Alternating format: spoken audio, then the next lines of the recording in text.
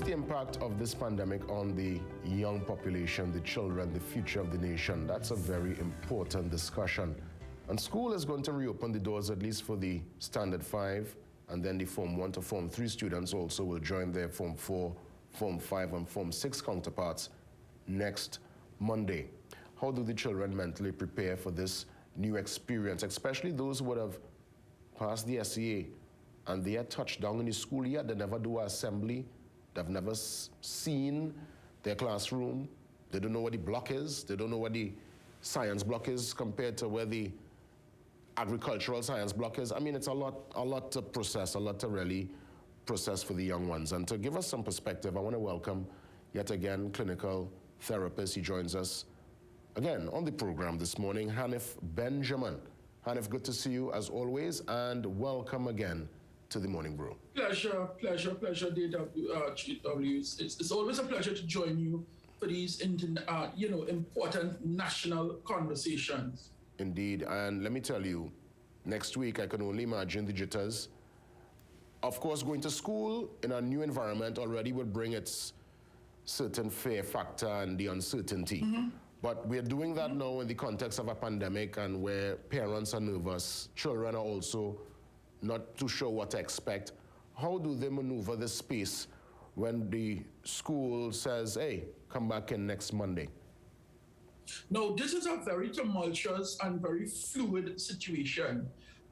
On one hand, we know that the online school, at least in the platform and the way it was delivered over the last 2 years, had a very difficult impact and will have impact on students for a very long time.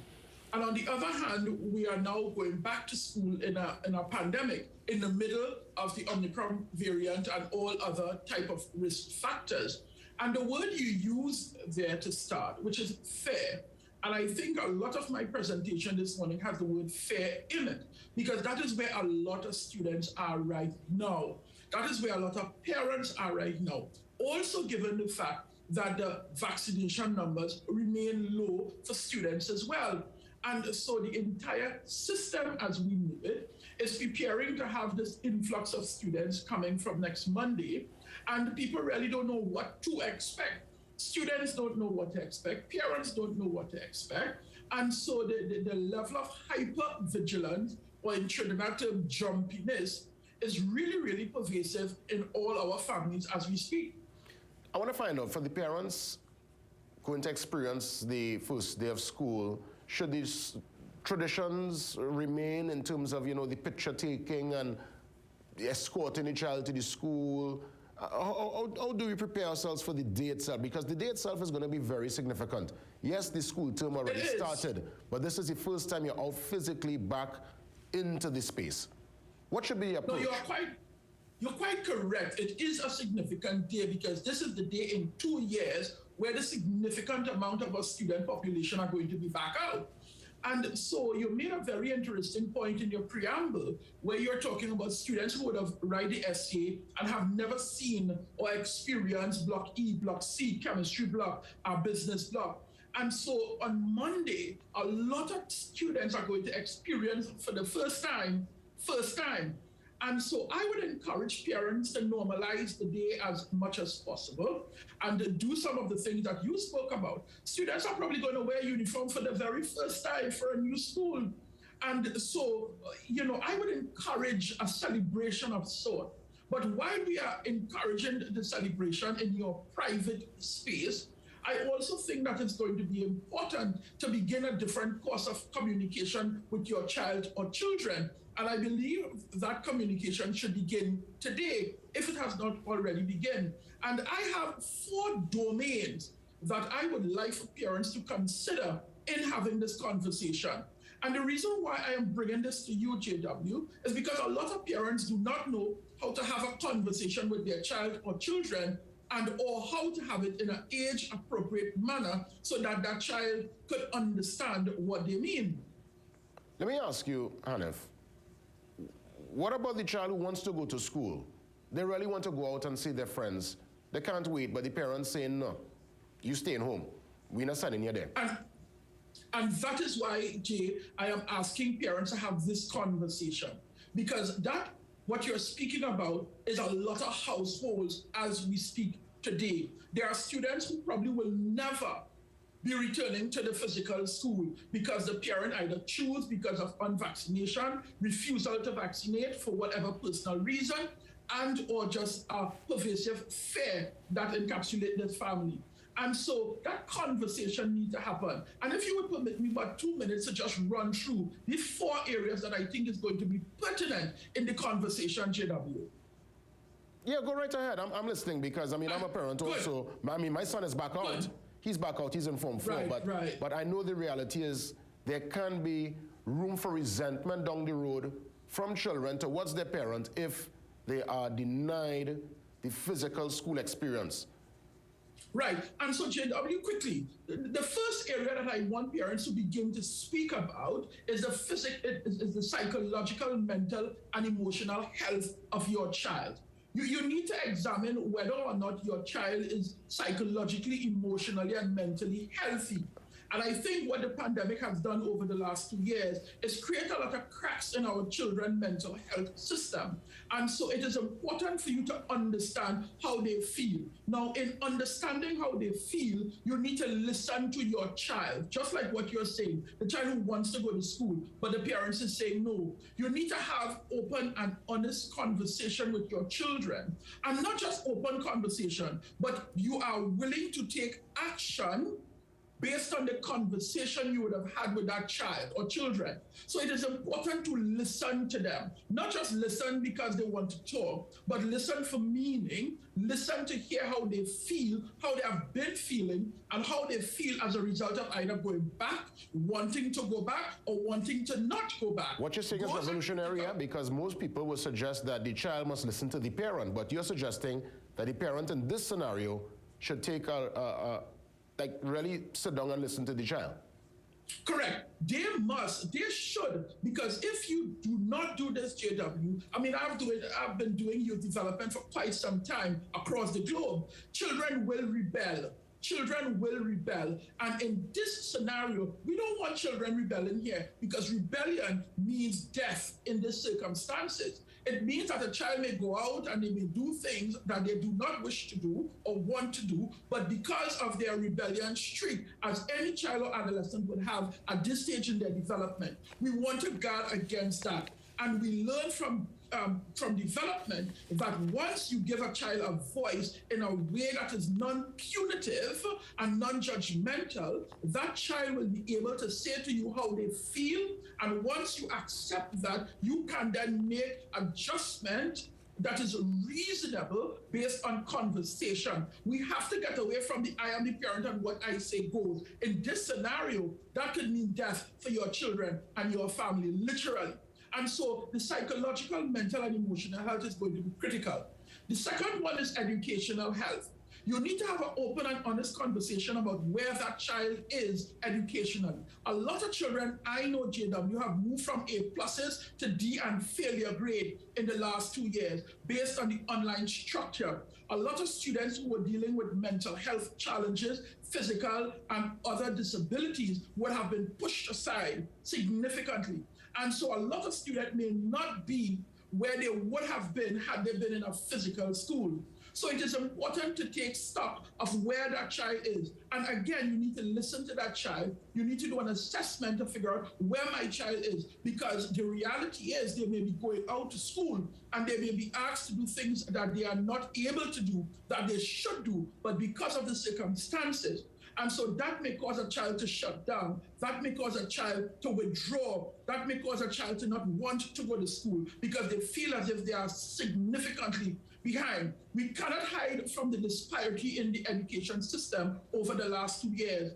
And so you are going back in a class with people at varying levels. You are going back in a class where people could afford private lessons as against none. People who had devices against none. People who had packages against none. People who had FaceTime with their teacher against none. So now you are going back in a system where all of these students are now combined and they are going to be at varying levels. So having that educational health check is going to be critical.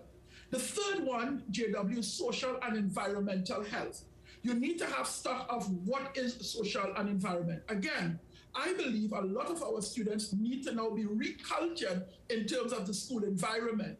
This is a difficulty because you are going back in a pandemic where you are now being asked to wear masks all day, which is difficult. You are being asked to social distance from your friends who you have not physically seen for some time or have never seen in this class. Which to me is impossible. So which is impossible with children. I mean, I don't know how they're going to expect children to social distance, but go right ahead. And so what is going to be important when you examine social and environmental health is helping them to understand the difficulty that we are in, helping them to understand how to engage with their friend in a healthy and safe manner. What are some of the do's and don'ts that should follow? And you need to reinforce this every day. And so this leads me to creating a personal plan, a personal safety plan for you and your child as they head out. What that child should do, what that child should do if they feel threatened in their environment. Those are conversations that we need to begin with our children. And the last one is physiological and physical health.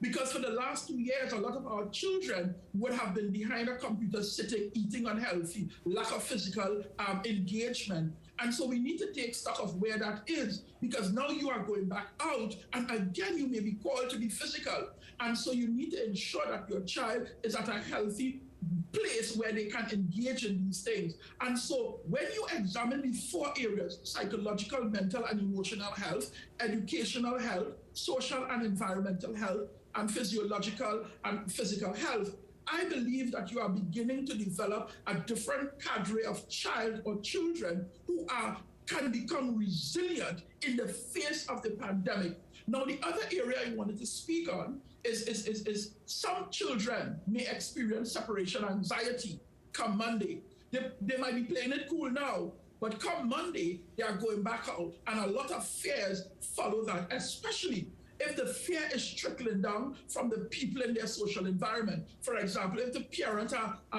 not willing to vaccinate, how they see the pandemic, how they experience the pandemic, that fear may trickle down to that child or children, and they may go into the school system with that. So this week, you should be having conversation and looking out for the physiological signs, headaches, diarrhea, sleeping problems, eating problems. Those are things that are indicative of separation anxiety, unusual worry or fear, crying constantly. And so those are especially the younger children. The older children, you might find them becoming more rebellious, more withdrawn. They don't want to do this, they don't want to do that.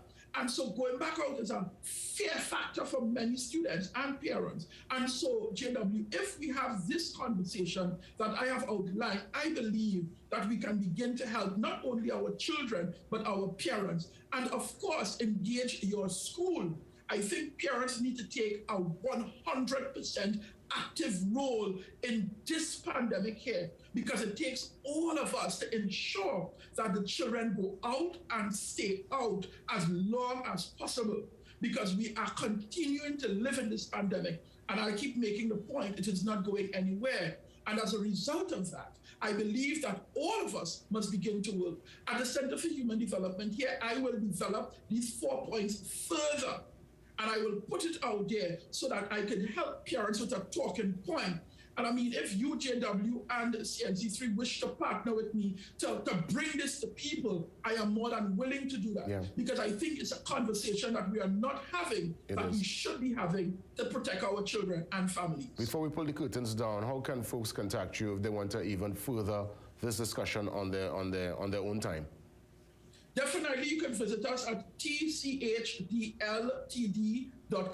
tchdltd.com. You can get me at 374-9996, 374-9996. Of course, my name, Hanif E.A. Benjamin, on my Instagram, or tchdltd on Instagram, and of course, the Center for Human Development Limited on Facebook. For the children looking on right now, even if, let's say, the parent, as much as they're getting this advice for absolutely free, they still don't engage, they don't listen, they just throw up their hands, they abandon the cause. What are the tips you could give to the young ones looking on right now, just to talk to them directly? They're missing out on bazaars, they can't get to Gualil, Mayfair, cinema, out the question right now. the little football sweat after school. Everything is basically on our back burner. What you want to tell the young ones looking on this morning? In a way they can understand. Listen, young people are difficult. We're going through a difficult period. We want to help you as much as possible to get back to some level of activity. It means that you and we need to work together. You need to work with your teachers, your school, your parents. You need to understand where we are. And I believe if you take charge of your own personal space, if you take charge of the people around you, if you become the CEO of yourself right now, we will be able to get back to those things. We will be able to get back to the sweat, to the theater, to the drama, to the arts, to the movies. We're going to be able to do that. But you need to help us in order to do that. And if you work along with your teachers, your peers, as well as your parents, you're going to find that very soon, those very things that you would have been missing. I want you to understand that you might be disappointed in going back out to school because it is not school as normal. It is going to be school with a twist. It is going to be school with responsibility. And I'm asking you, as the responsible person I know you are, to do what you can to ensure that you remain safe, first and foremost, and by extension, your friends. And if you see one of your friends doing daughterishness, pull them up. Say, hey, put on that mask. If you find one of your friends not following you, say, hey, you can't be with this crew if you're not doing what you need to do. So you need to pull them up. You need to watch them and say, we're not tolerating this. You need to be the one in charge of yourself and, of course, the people around. Once we do that, young people will be in a gear. Well said, Hanif. I love the part where you said you are the CEO of yourself. Well said. Well said. Let's talk soon, and let's wish the kids all the best, the young ones all the best heading out on Monday. Blessings always. All the time. All the time. Great discussion. I'm hoping that the parents and the children looking on this morning were able to grab some important points within that most amazing discussion. Up next, we touch base and find out about a taste of carnival or a waste of carnival. Let's see how things pan out, because this is a very serious discussion. I'm looking forward to the NCC chairman joining me next. Stick around.